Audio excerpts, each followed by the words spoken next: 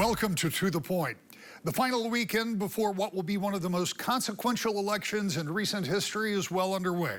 We've talked to the candidates, we've looked at the issues, and gone over poll after poll to try to paint the most accurate view of this cycle as possible. And with just a scant few days to go, it's still very tight in the presidential and some other races. This week, perhaps the most important thing you need to know in this election: how to vote. We talked with two county clerks to get last-minute tips. First up, Meredith Place, the clerk of Kalamazoo County. First of all, thank you for doing this, and I want to stipulate that we're doing this in advance, though it's going to air on the weekend right before the election, and I wouldn't expect a county clerk to have time to sit down for an interview the weekend before an election, so we're doing it in advance. But to talk about where we are at this moment, at the moment that it airs. We already know that a lot of people have absentee ballots. And if they have an absentee ballot and they haven't returned it, as the county clerk, what would you advise them to do? I would advise them to return it immediately to their local clerk's office, whether that be in person at their township hall or city office, or put it in their jurisdiction's drop box. I would encourage them at this point not to put it in the mail system. It'll be too late. And that absentee ballot has to be in the hands of the local clerks by 8 p.m. on election night. Now, voters also have the option to take that absentee ballot to an early vote location. They can vote that ballot, tabulate it. They could surrender that ballot and get a new ballot at the early vote location. And they can do the same at their precinct on election day.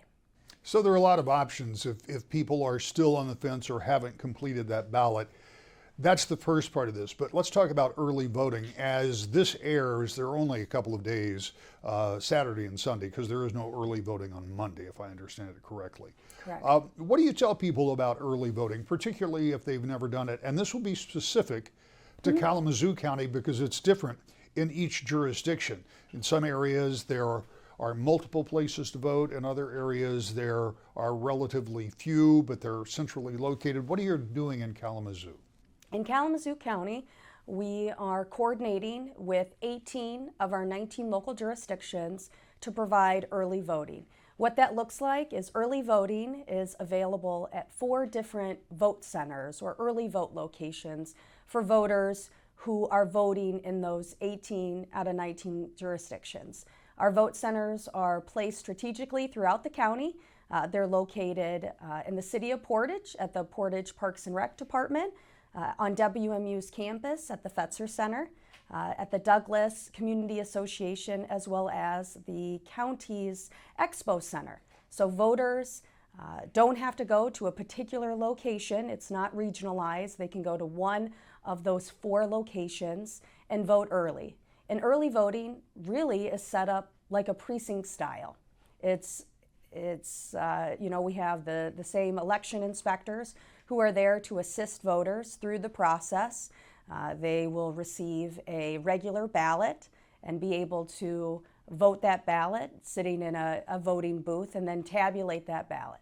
Now, no results are issued on any of the early voting days. All results are provided after the polls close on 8 p.m. on election night.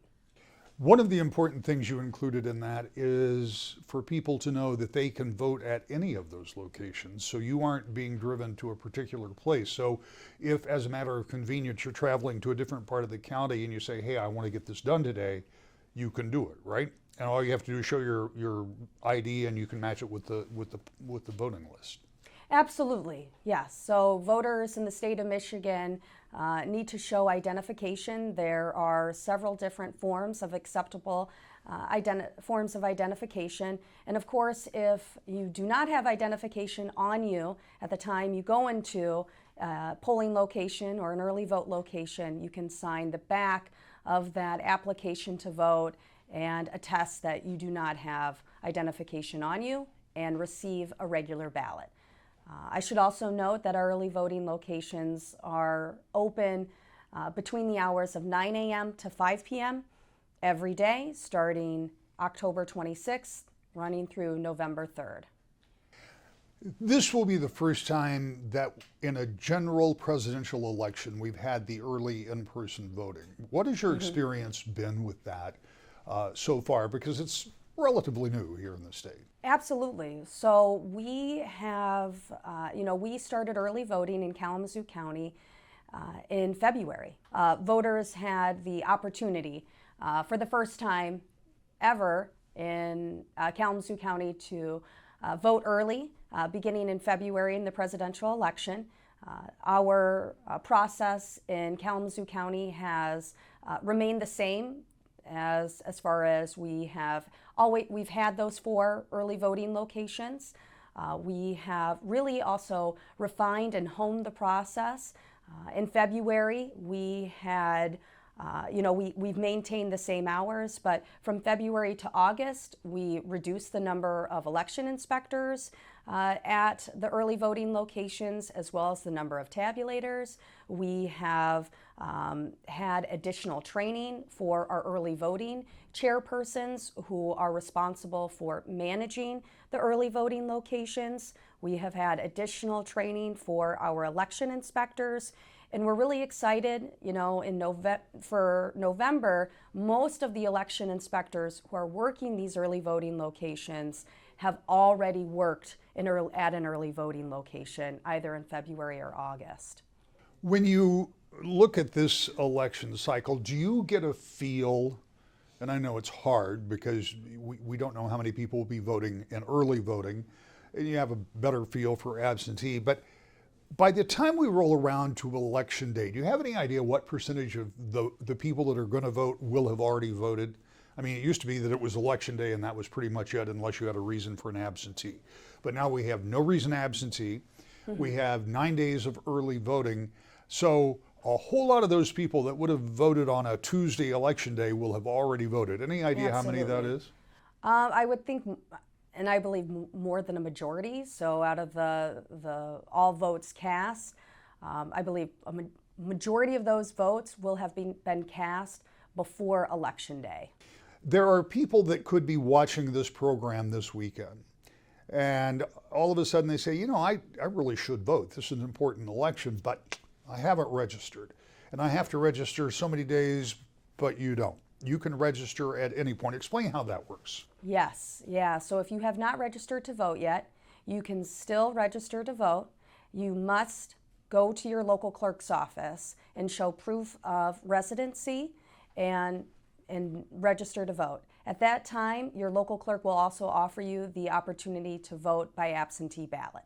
Now, if you decide that you would like to vote at your precinct, you can still do so on Election Day, but you must register to vote at your local clerk's office, and you must do so in person.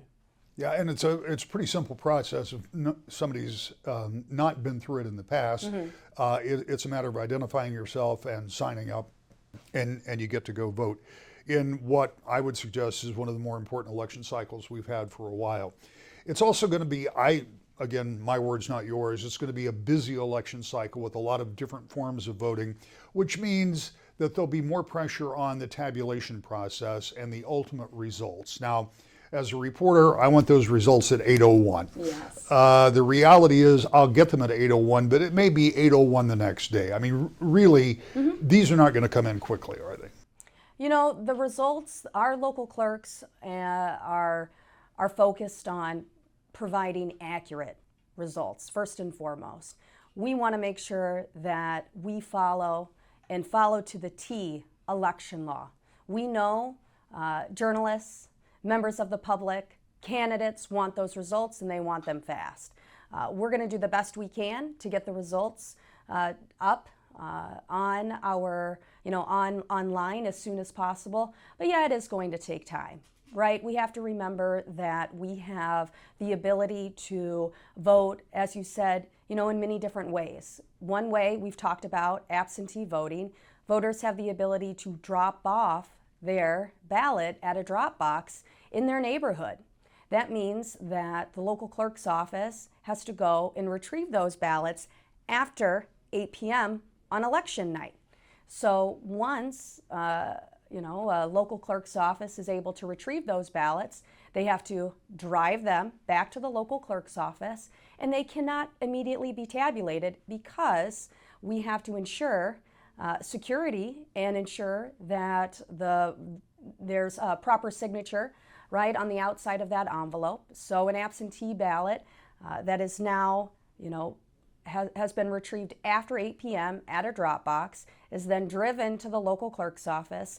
The local clerk's office is reviewing that signature, and then it's going to the absentee counting board, which election inspectors, trained election inspectors, are then removing both the envelope and the contents of the absentee ballot and then placing it through a tabulator. And then, of course, there's a closing procedure to ensure that, again, all checks and balances and the process has been followed, and that the absentee counting board balances, right? There's the same number of ballots that have gone through the tabulator as are the names on the voting list, right? So, yes, results are important. We want to get them up when we want to make sure they're accurate. But I would remind your viewers that the results that are provided right immediately after the election are unofficial. Results are not official until the Board of County Canvassers canvasses the results and certifies the election. How secure should we feel about the votes that we cast? Our voters should feel confident that their ballot is safe and secure. In Michigan, we have a decentralized election administration process, which means there are thousands of election trained professionals, Democrats, Republicans, volunteers, election inspectors who are working to ensure that the process, the law is followed every step of the way. That starts before voters even receive their ballots. At the county clerk's level, right, we are responsible for programming, proofing that ballot to ensure that all candidates' names are on the ballot and those contests are in order, an appropriate way. We have to get that program to the local clerk's office as well as the ballots. And before a ballot is then given to a voter, those ballots go through testing, right? The ballot as well as the hardware of the machine and the program are tested in a preliminary test. Later, that test is had again in a public fashion at a public logic and accuracy test. From there, voters should also be confident in the system because we are backed by all paper ballots. Whether you cast your ballot using a regular ballot, voters who vote, military or overseas voters, receive ballots in a secure way through email. The ballots that are then returned in a digital format are then duplicated by both a Democrat and a Republican election inspector onto a regular ballot, put into that same tabulator.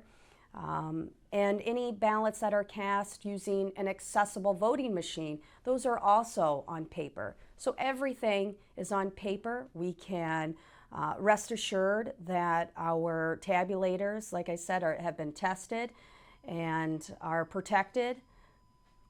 They are not connected to the internet. That's another thing that I've heard voters, ask. No tabulator is connected to the internet.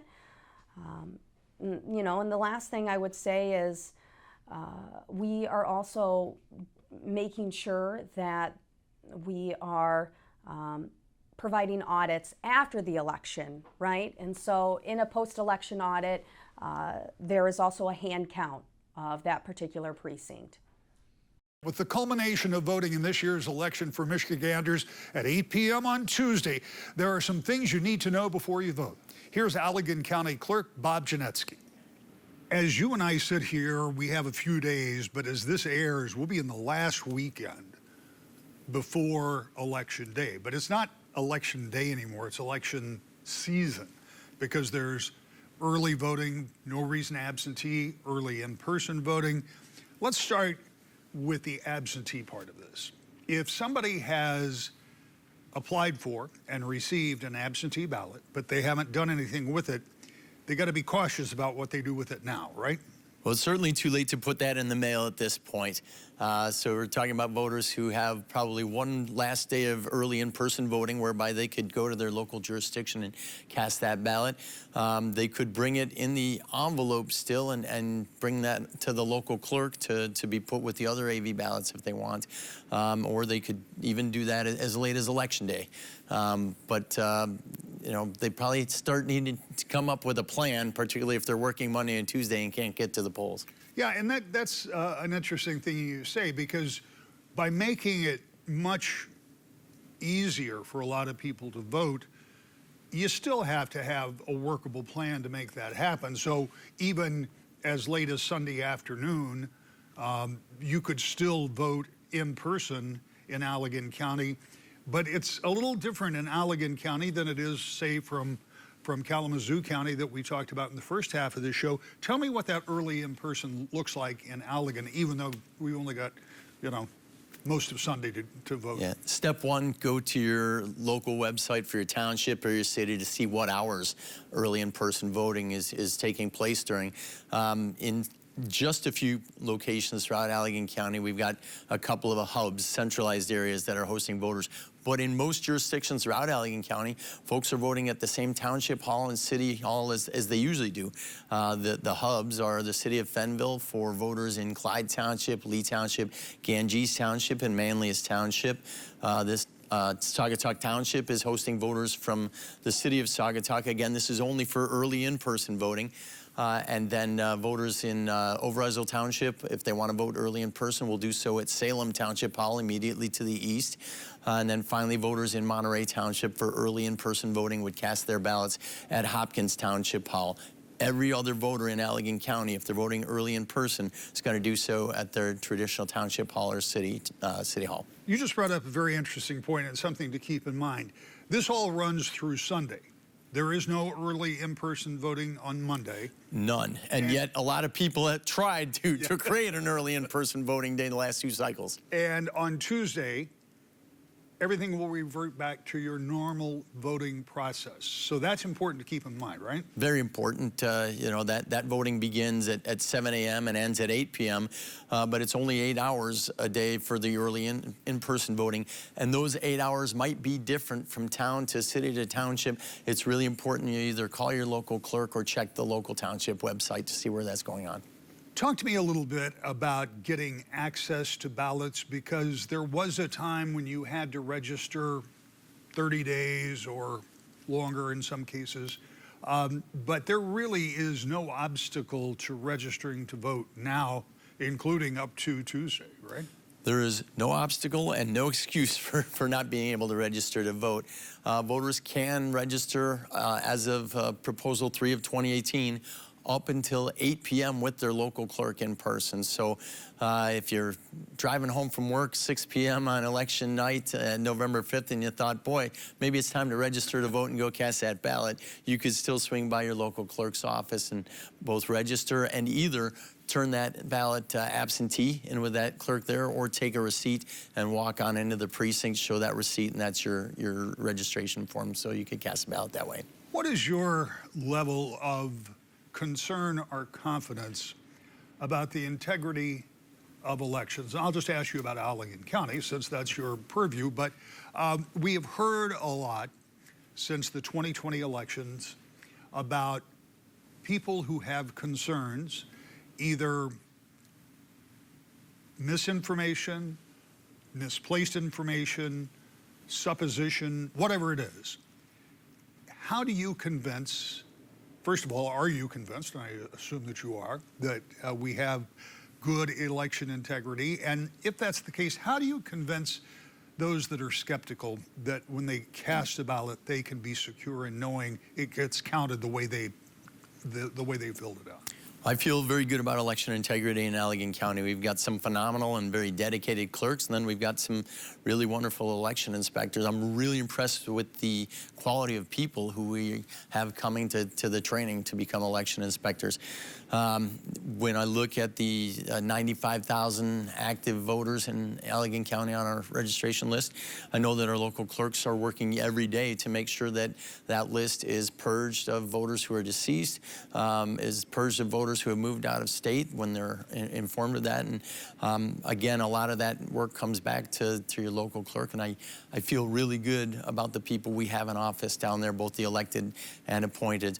Again, and I appreciate your asking me only about Allegan County, because I can't tell you what happens in other places, but the quality of people who are working and manning elections is top notch. I feel really good about that. Our processes also are very good as far as taking voters off the rolls that don't belong and applying only voters who do belong on the rolls. Do have some concerns this cycle. I've never seen the number of federal postcard applications from overseas voters that I've never in my life have I seen the number, and very few of them seem to have driver's license numbers on them, so that reverts back to the last four of the Social Security number that someone can register with. Your local clerk can't check that. That needs to be done at the state level, and obviously we hope that that's done and is effective and efficient. But overall in Allegan County, I feel very good that every legally registered U.S. citizen who is registered to vote anywhere in any township or city will have that opportunity to cast a ballot, and that ballot counts no more, no less than any other voter in Allegan County. You may not be able to answer this, but it raises the question, is there any reason for that extra volume of overseas applications that you can think of, or is it just a phenomenon that is happening? Well, left-leaning organizations have promised that they would engage more U.S. citizens living overseas, and they have spent a lot of money, according to various news sources, on encouraging those voters who may not have ever lived here to participate in our election this time around. And the FPCAs, the volume of them this cycle has been more than I've ever seen in the past. What do you do when those come in if you can't verify them? Do you just send them to the Secretary of State's office? Or? It's the job of the local clerk. If I get one and it appears as if there's enough reason to doubt the integrity of it, I can send it to the regulatory folks at Secretary of State, and they will try and reach out to the voter in whatever country the voter is in. Well, let's talk a little bit about what happens after Tuesday. And I was kidding earlier with the Kalamazoo County Clerk that at 8:01 I want the results, but that's not the way it works, and it's certainly not going to work that way this year. And in fact, given the volume and some of the extra complexities of dealing with absentee voting, you got the early in-person, may take a little longer. Well, we anticipate very high turnout for all 47 precincts throughout Allegan County, and the high turnout alone often leads to more issues that can delay your results. I wouldn't look for those at 8:01, and then you throw in the fact that the early voting results or tabulation needs to occur on election night, because you cannot produce any results until 8 p.m. on election night. So that's a process that is still very new to all your jurisdictions, not just in Allegan County, but statewide. And that's also something that is going to delay your results to occur. And then finally, in Allegan County, as in some others, we no longer electronically transmit results from a township hall or a city hall. The clerks now, with one Democrat and one Republican, seal those memory cards with the results and drive those into my office under seal, so we upload them directly in my office. We've cut out any transmitting. That might take a little longer as well. We're out of time. Make a plan, vote. Join us Tuesday night for results. See you next week. To the point.